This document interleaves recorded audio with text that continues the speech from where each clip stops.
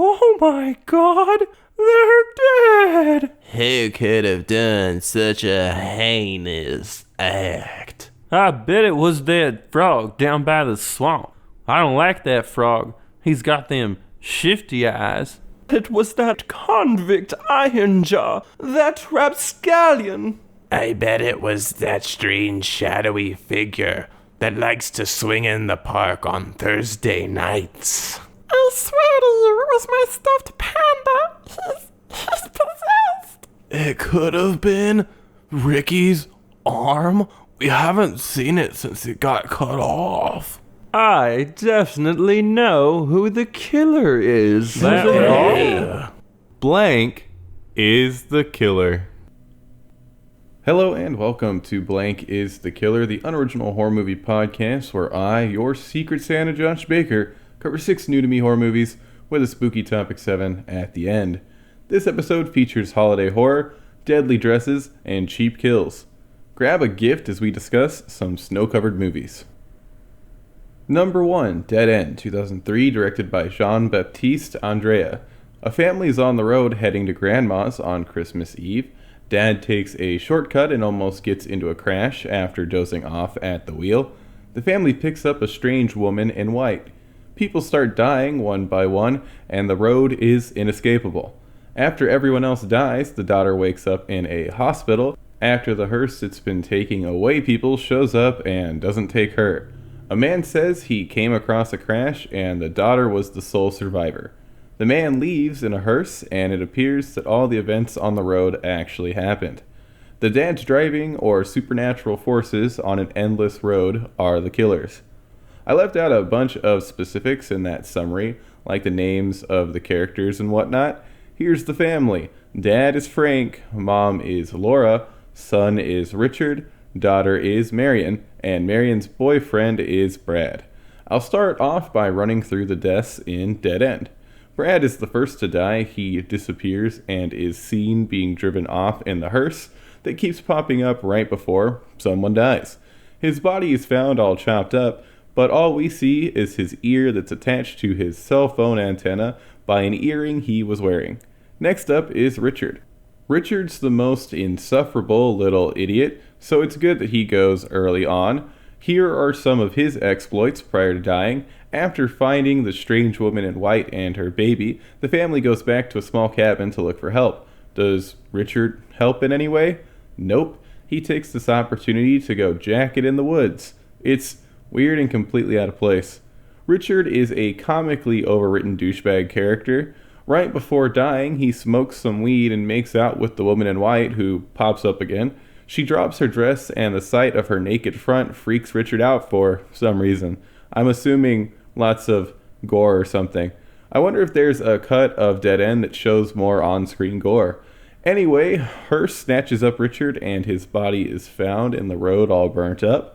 Everyone's going little bananas at this point, some more than others. Laura has completely fallen off the rocker and starts acting loony. She reveals that she cheated on Frank and that a dude named Alan was actually Richard's pop. Laura's crazy exploits include scarfing down a whole pie, a bag of chips, hilariously throwing it all up, shooting Frank in the leg, and bailing out of a car as it's going 60 miles per hour. Don't worry, she's fine. She just ends up with her brain being exposed after she loses part of the back of her head. She does end up dying, but not until after she fingers her brain and moans while saying Alan. Hold up. Wait a second. You're telling me that there's a part in the movie where the mom rubs her goopy out in the open brain in a sexual manner? Why? Why would that be included in Dead End? I have no idea. This movie is stupid. Moving on. Frank runs into the woods alone and dies. The hearse then pops up and the lady in white tells Marion the ride's not for her. Marion then wakes up in the hospital, yada yada. How are the little bits of gore that are actually shown? Fine. The ear, gunshot wound, exposed brain, child corpse that Brad sees before disappearing that I didn't mention, and burnt hand look okay. The lady in white has a cut on her forehead that is obviously fake. The soundtrack has big early 2000s energy. Not only are there random out-of-place blaring techno songs, The opening credits also look like something a high school student would turn in for their media class. I really hate the ending of Dead End. The whole waking up in the hospital thing is lame, even though the movie reveals that the events actually happened. Dead End should have ended with another family coming by and picking up Marion, who would basically end up being the new Lady in White. I also hate the title. There was no end to the road. It should have been called No End, not Dead End. The acting is all over the place. It's mostly hammy. The best performance comes from Ray Wise, who played Frank. Lynn Shay played Laura, and I liked when she got all nutty with the character. The worst actor of the movie was Mick Cain, who played Richard, but that role should have been given to a much younger actor. Richard would be a much more believable character if the person portraying him was around 16. Since I brought up all the other family members, Alexandra Holden played Marion. She's fine. Dead End is a bizarre movie. It's not good enough to be recommended as a good movie, and it's not bad funny enough to be recommended as a so bad it's good movie. It's mediocre. I enjoyed my time with it, but I don't recommend going out of your way to watch Dead End. Number 2, 3615, Code Père Noël, also known as Deadly Games, Dial Code Santa Claus, Game Over, and Hide and Freak. 1989, directed by René Manzor. A rich kid named Thomas lives in a mansion with his mom, practically blind grandfather, and dog JR. Mom goes to work. Thomas talks to a creepy dude on the computer who's claiming to be Santa. Creepy dude is hired to be a Santa, then promptly fired. Creepy dude ends up at Thomas's mansion and kills a driver and house staff. Thomas wakes up to try and see Santa, even though his mom said that Santa would turn into an ogre if he was seen. Creepy dude Santa comes down the chimney and, pet warning, kills JR. Thomas and Grandpa run from Santa. Hijinks ensue. A cop shows up and is killed by Santa. Thomas uses the cop's gun to shoot Santa once. Grandpa also ends up taking a shot, which puts down Santa for good. Mom finally shows up and finds Thomas blaming himself for everything since he stayed up to see Santa. Creepy dude Santa is the killer. The movie with a million names. I think I'll stick with Dial Code Santa Claus. That's super long though, so I'll refer to it as Dial Santa. Dial Santa is a movie I've been looking forward to seeing for a year. I wanted to see it last holiday season, but couldn't find anywhere to watch it with subtitles. Shudder to the rescue. I sometimes wonder if having Shudder is worth it. I'm still not sure, but Shudder has come through for me quite a few times. Anyway, I saw Dial Santa described as Home Alone with a murderous Santa. Yes, Dial Santa did come out before Home Alone. Personally, I think the only similarity Dial Santa has with Home Alone is the fact that a kid is being terrorized in his home. That's about it. Dial Santa has a completely different tone. Pet warning, there's not a part in Home Alone where a dog is brutally murdered in front of the protagonist kid with a serving knife. That happens in Dial Santa, blood spurt and all. If you are a Pooch fan, the Pooch kill is definitely going to upset you. Before the dog is killed in cold blood, I wasn't sure how far this movie was going to take things. I mean, creepy dude Santa is shown choking out a driver before the dog's demise, but up until Scruffy's blood is put on display, it's possible that Santa just made the driver fall asleep for a little bit instead of forever. Dial Code Santa doesn't have the cartoonish violence of Home Alone. Some of Thomas's ideas to thwart Santa have a toon element, like when Thomas rigs a toy train with a plastic grenade that he turned into an actual explosive one with marble, shrapnel, and everything. Kevin didn't craft any homemade explosives.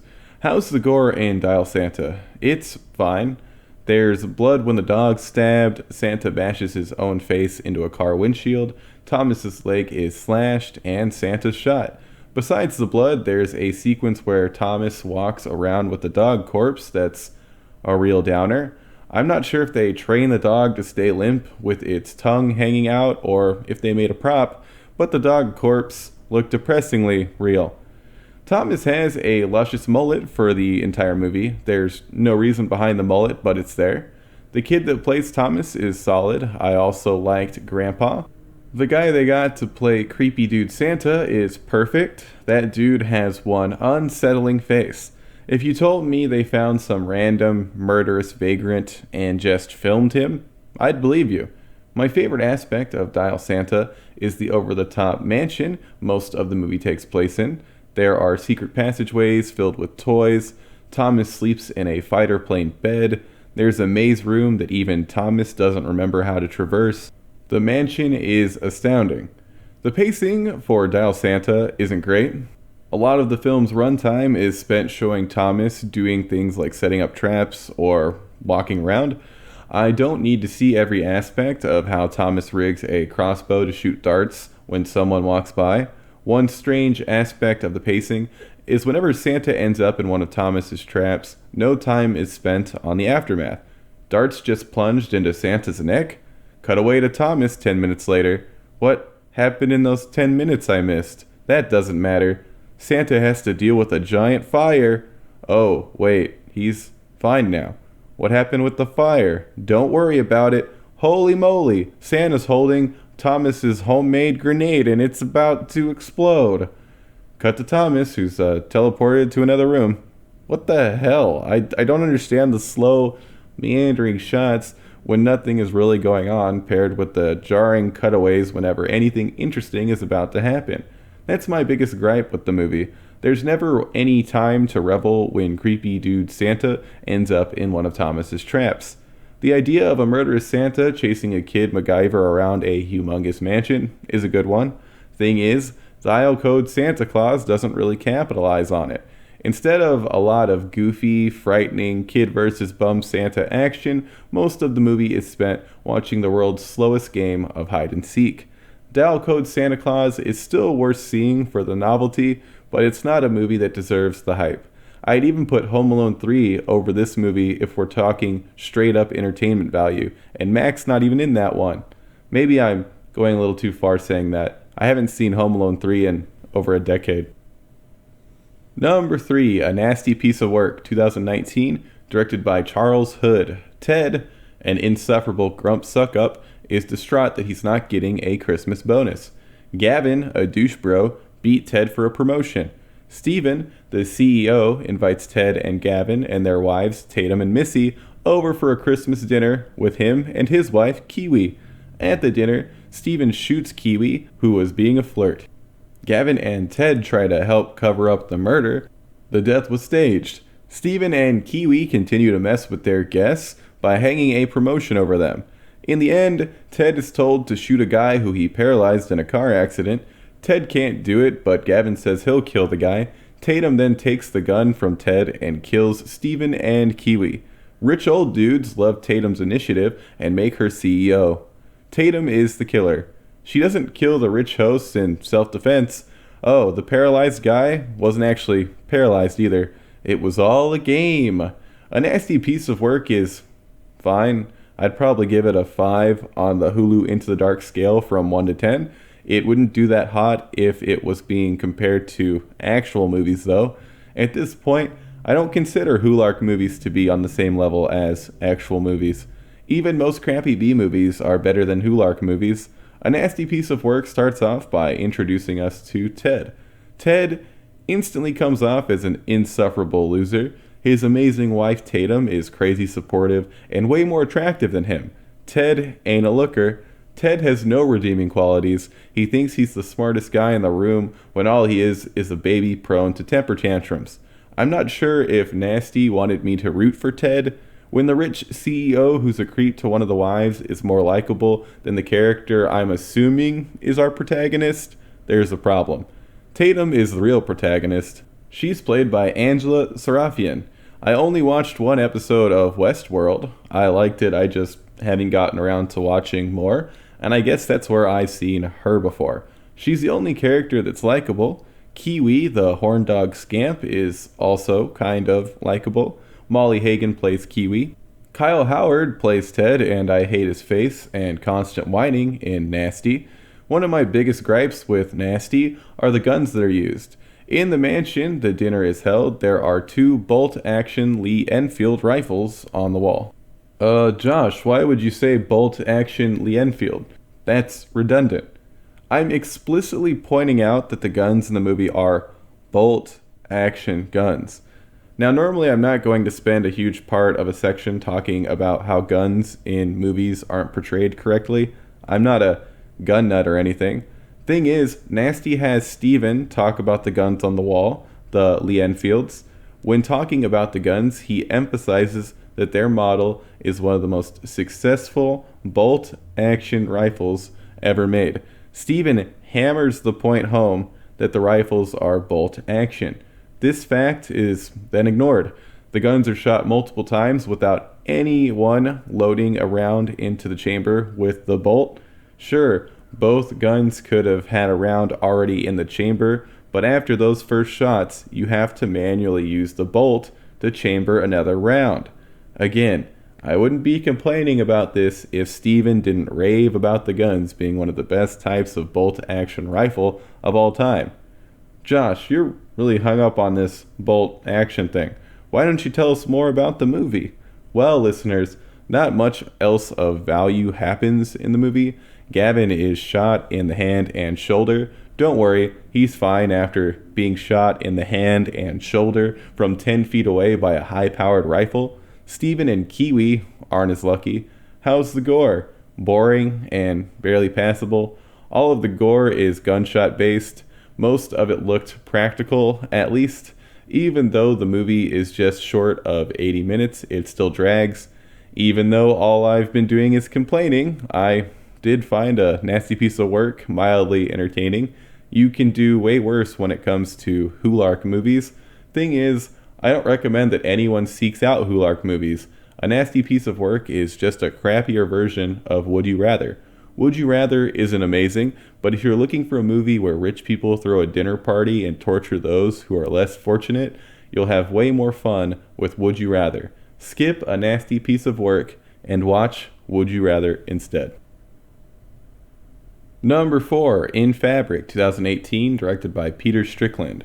Since this is a new movie, I'll give it a spoiler warning. I was excited to see In Fabric and left disappointed. Unfortunately, I don't recommend it. Good luck finding somewhere to watch the movie if you decide to seek it out anyway. Here's a quick spoiler warning. If ye want to go in blind, skip to 26 minutes 22 seconds.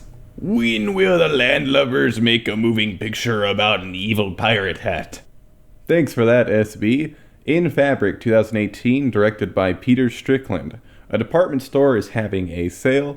Sheila, a divorced mom whose grown son lives with her, buys a new red dress. After the purchase, odd things start happening. Sheila ends up dying in a car crash.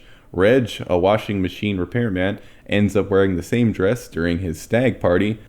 Afterwards, his fiancée Babs also tries it on. Reg ends up dying from carbon monoxide poisoning, and Babs dies at the department store after it catches on fire. The curse of the artery red dress is the killer. Artery red is the color listed in the catalog. I could probably put the department store employees on the killer list too, since they seem to know all about the killer dress. Peter Strickland popped up in the last episode. In that episode, I said I adored his short, The Cobbler's Lot, and the horror anthology, The Field Guide to Evil, that was released just short of a year ago. Right after seeing that anthology, I looked up Strickland and saw that he had made a movie about a killer dress. Sign me up. I've been anticipating In Fabric. I wasn't sure when it was going to come out and randomly decided to finally watch Strickland's other feature in the horror genre, Barbarian Sound Studio, for the last episode. If you missed that episode, I didn't come away loving Barbarian Sound Studio. Coming off that disappointment, I tapered my expectations for In Fabric and went in apprehensive. I mean, the movie only had 2 showings listed near me, one in San Antonio, one in Austin, and both in the dead of night. The Alamo Drafthouse had similar scarce showings for another movie. What was that movie? The Field Guide to Evil, which, as a whole, was not great. Uh-oh. This obviously didn't bode well for In Fabric. As the showtime approached, my hype was turning to fear. Would In Fabric disappoint me like Barbarian Sound Studio had?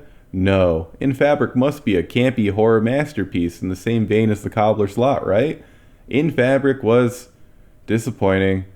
Josh, you're just a grumpy curmudgeon. How are you such a Eustace bag at your age? Everyone else loves In Fabric and are putting it on their best of the year lists. You still think worst of the year lists are important, you scumbag monster.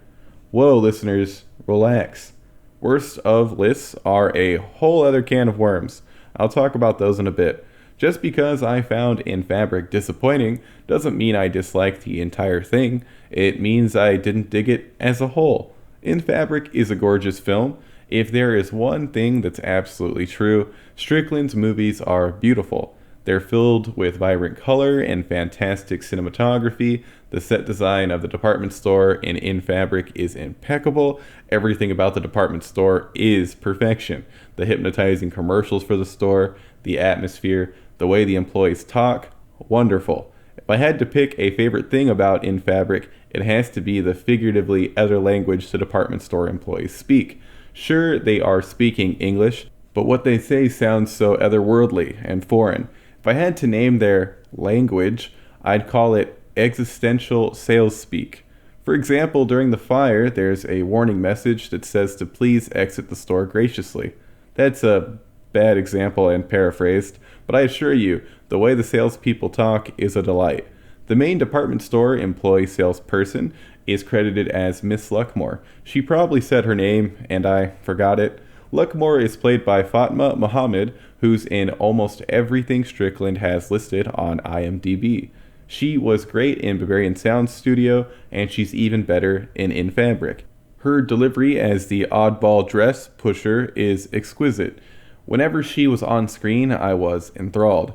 She's the star of the film in my opinion. At the end of the movie, she gets into a dumbwaiter and goes down into the depths of the department store, where what I can only assume are the souls of the past dress wearers are in prison. As she sees the different victims who appear to be stuck sewing new red dresses for all eternity, the faces of joy she makes are hilarious. Reminiscing about her performance is making me question why I didn't like the movie. One obvious reason is that Luckmore isn't always on screen during the 2-hour runtime. 2 hours? Yep, this movie about a killer dress is 2 hours long. I think I'd easily recommend this movie if more time was spent with Sheila. After she dies, the movie becomes a lot less compelling. I had practically no interest in Reg and Babs. Reg's whole shtick was that he would ramble on about how a washing machine could be fixed, which people found pleasurable to listen to. Babs' thing is that she didn't fit in the movie at all. Her character felt completely out of place and didn't belong in the world that was showcased in the first half of In Fabric. I didn't care about Reg or Babs. I wanted to see what happened with Sheila's son Victor and his overtly sexual girlfriend Gwen, who I did not realize was played by Gwendolyn Christie due to the lack of armor, I suppose. I knew I recognized her from somewhere. I wanted to see Victor, who was a complete ass to his mom, come to terms with her death while the red dress worked towards killing him and Gwen. The dress tried to kill Gwen once. Let it continue its attempts to take her life, please.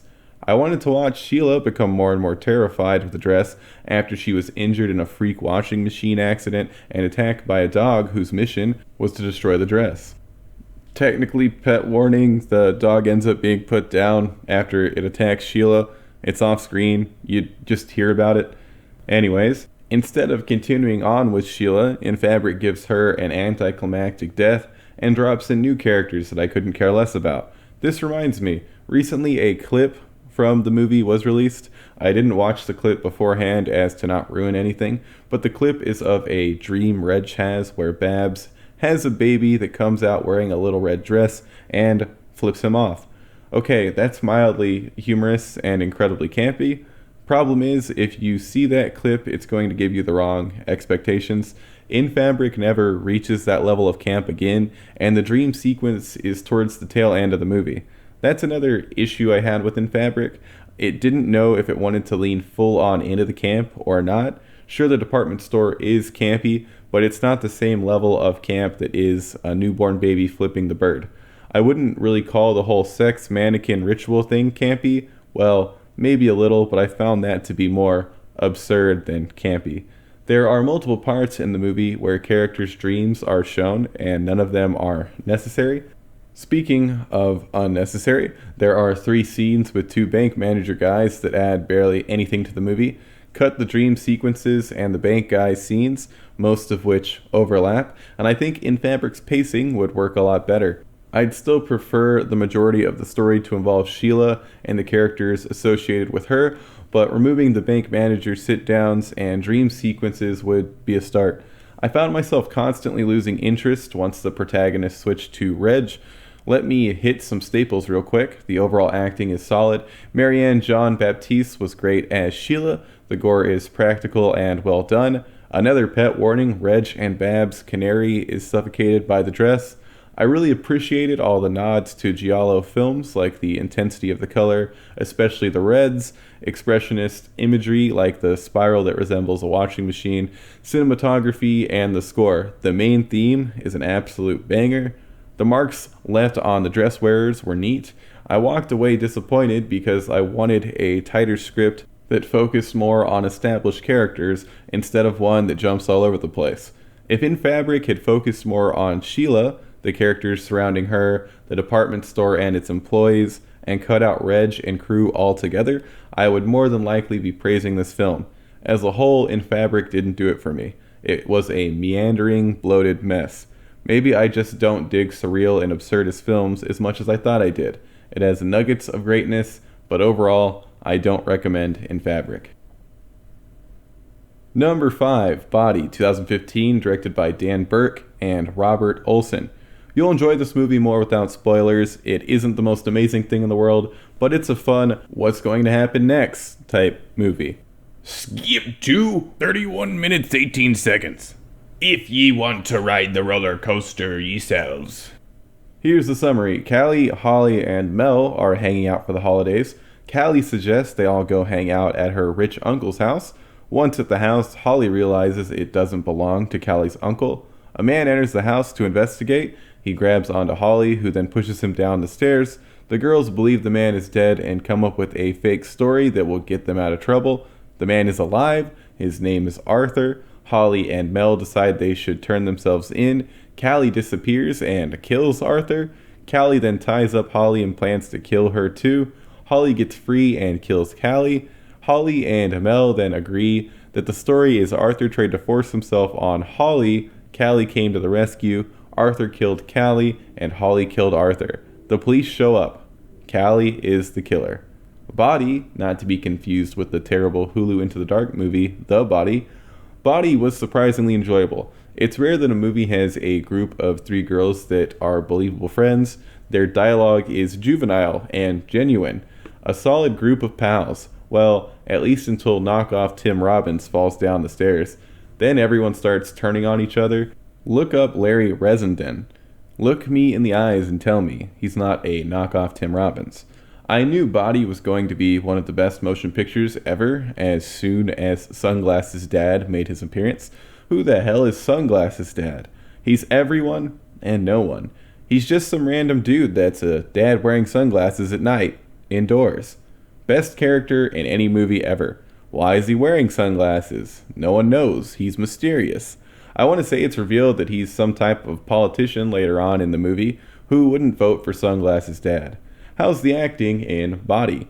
It's all over the place. The 3 girls, Callie, Holly, and Mel, are played by Alexandra Aja, Helen Rogers, and Lauren Molina, respectively. The best of the trio is probably Helen Rogers, but I didn't have any problems with the trio's acting. It's not amazing, but it works. Larry Resenden is also solid, even though all he really had to do was lay on the ground and pretend to be paralyzed. Now, I didn't bring up a character that randomly pops up. Holly's boyfriend Ben comes over to the house. Ben was played by Adam Cornelius. Ben is his only acting credit, and for good reason. Cornelius's performance is abysmal in Body. Not only is his acting robotic and off-putting, he also looks like 20 years older than the girls. I don't think he's meant to be an older teacher dating a student or anything. His entire time on screen is comically bad. Something else that is comically bad, after Callie murders, Holly slaps her since they all voted and the result was 2-1 no murder. The sound effect used for the slap sounds like one of those plastic hand clapper toys. It doesn't fit at all. It's so ill-fitting that I had to rewind and listen to it again since I thought I had just misheard the sound effect. Allegedly, Callie represents id, Mel ego, and Holly superego. That didn't come across to me. I guess it lines up though.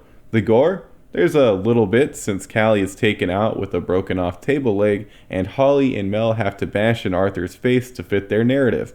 The head wounds look solid. Holly and Mel end up with blood splatter on their faces that looks fine. That's the extent of the gore. At one point in the movie, Arthur, who's paralyzed from the neck down from the stair tumble, sensually licks a tassel that's hanging off a table. Sensually isn't the right word. He gets the tassel into his mouth to pull a tray down to make some noise in a failed attempt to alert Ben to his presence. Thing is, there was no tassel around him before he sticks his tongue out to give it a taste. Where did the tassel come from? It feels like a shot is missing or something. Another oddity of the film is that Holly and Mel originally go along with Callie's plan. In the beginning of the movie, it's revealed that Callie is stupid. Why y'all following the stupid one's orders? I realize that this section isn't really selling body. Trust me, it's entertaining enough for a watch. I'd say sit down with your own trio of friends, crack some jokes, have some laughs, and you won't be disappointed. Body isn't some revolutionary movie, but it's a fun watch and technically a Christmas horror movie since most of the movie takes place on Christmas Eve. Number 6, Secret Santa, 2005, directed by Mike McMurrin. A group of friends that are having a holiday get-together and participating in Secret Santa start getting picked off one by one. The killer ends up being 3 people that are insane. Nicole is the only one of the friends who survives. She takes out 2 of the killers. A year later, she takes out the 3rd. 3 insane people are the killers. I remember either reading somewhere or being told that there was a decent Christmas horror movie called Secret Santa. Turns out there are 2 movies with that title, one released in 2015 and one from 2018. I couldn't remember the recommendation including a date, so I decided I'd watch both. I wanted to start with the 2018 version, but couldn't find it anywhere. Well, that's not true. I could have bought the DVD off Amazon. I don't have time for that though, so I watched Secret Santa 2015. Secret Santa is an incredibly independent movie. All of the acting is purposefully hammy. A film grain filter is used. I'm fine with the filter. I know they piss some people off. Secret Santa has a lot of heart, and I love watching a movie with heart. Now, heart is great and all, but it won't save your movie if it's dog poop tier, e.g. Red Christmas. Remember that garbage fire? Luckily, Secret Santa has heart and is competent. Secret Santa is fun. Most of the performances in it are fantastic. I'll run through the best and worst characters. The best character is Dwayne, the screw-up of the bunch. He's played by Jeff Almond, who brings so much energy to the role. I'd watch a spin-off Dwayne movie for sure. It's unfortunate that he dies after getting his wiener snipped off with garden shears. Another fun character is Carissa. She banged a fun character, Brian, who looks like a knockoff John Hamm. He's dating Nicole, who moonlights as a cam girl. Dwayne, Carissa, Brian, and Nicole are all great and fun. The worst character in the movie is Professor Ramsey, who's dating his TA and member of the friend group, Olivia. He's played by Tony Nash and has the most acting credits, even though he's the worst actor of the bunch. Maybe he's decent in traditional roles, but Secret Santa demanded over-the-top hammy acting, which Nash doesn't provide. Gore? In a small, low-budget horror movie? The gore in Secret Santa is surprisingly great. Here are items used for murdering: power drill, electric carver, meat cleaver, fire poker, kitchen knife, garden shears, and a hairdryer. That's a lot of murder weapons, and I might even be forgetting something. The hairdryer was supposed to be used to electrocute Carissa while she's taking a bath, but the cord was too short. I felt so embarrassed for the killer. Luckily, they were a quick thinker and improvised. Turns out you can bash in someone's head with a hairdryer. All of the gore looks great. If I had to say anything negative about the gore, I'd say the blood is a little too soupy. That doesn't really matter though. Secret Santa isn't going for realistic gore. It's going for over-the-top silly gore, and it succeeds. Secret Santa is a funny movie. The hairdryer fiasco, Nicole throwing a dildo at one of the killer's faces to deter them, and almost all of Dwayne's antics really worked for me. The sound effects in the movie are reminiscent of old crappy B-movies in a good way. The score is solid when it's there. My biggest gripe with the movie is probably how awkwardly quiet things get when the score isn't there. Have the friends play some music at their get-together, or throw some ambient background noise in there.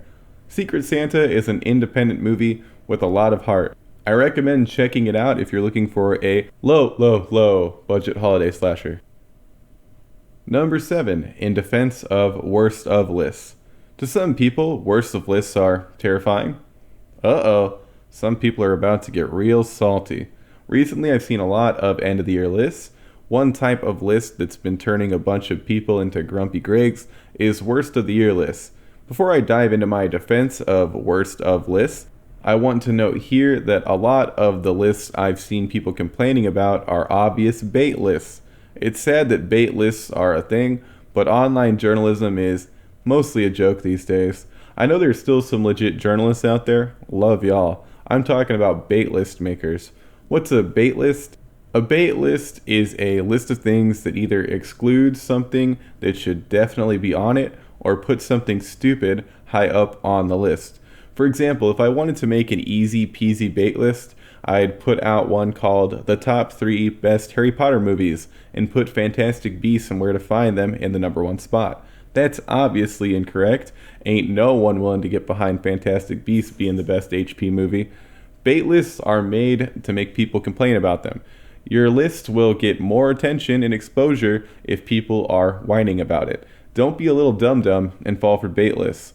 I'm not defending bait lists here, I'm defending worst of the year lists.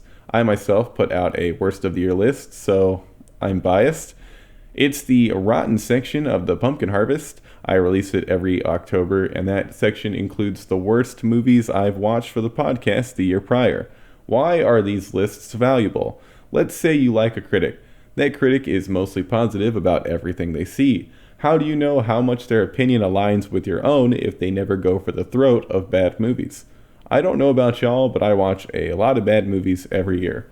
I could only talk about movies that I like and be less negative, but what's wrong with calling out bad movies? Josh, if the Bloody Reuben, the short film you made and directed and poured years of work into, ended up on a worst of list, you'd be crying too. Actually, crybabies on Twitter, I wouldn't. I'd completely understand my short making it on a worst of list. If anyone can point out that movie's shortcomings, it's me. It landing on a worst of list would light a fire under me. Well, if there was a worst of list for critics and you were on there, you'd change your mind about these lists. Nope. I would change the way I review things if that was the case though. Worst of lists are important because they let you know what to avoid, see how your opinions align with a critic's, and provide entertainment. There are a ton of absolutely terrible movies that no one would ever hear about if it wasn't for worst of lists. At the end of the day, all I have to say is this: worst lists are fun. Bait lists are stupid. Don't waste your time getting outraged at either, especially bait lists because they are tailored to make you salty. And so episode 60, Holiday Horror, Deadly Dresses, and Cheap Kills comes to an end. As always, a big thanks to Sticker Fridge for hosting the podcast on their website, allowing it to reach your wonderful ears. Episode 61 will be out on December 29th and will be filled with even more horror movie stocking stuffers. See y'all then. I have to go try on this new red dress I found.